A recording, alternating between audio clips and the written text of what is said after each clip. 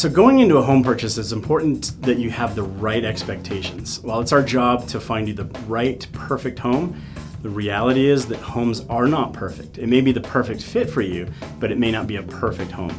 So there are many things that go into the decision to buy a home, right? So things like location, features, budget, finances, lifestyle priorities, and as we mentioned, we're going to identify those deal breakers for you as well.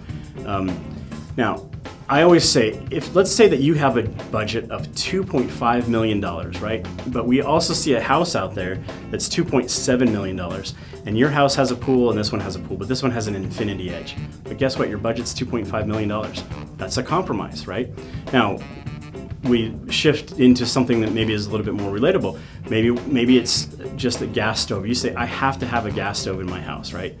We find a house that checks all the boxes. It just meets all your criteria.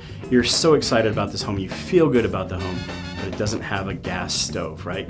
So it has an electrical stove. There's a couple ways we can get around that. One, it's a compromise. You say, listen, everything else works. This is great. This works for us.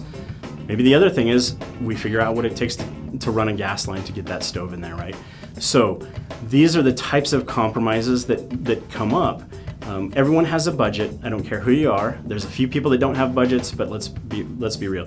Everyone has a budget. So we're going to make sure that what you're looking for, while again not the perfect home, in terms of everything's perfect about it, there's going to be so many things that make it the perfect home for you, even if there's a couple of things that you had to compromise on a little bit.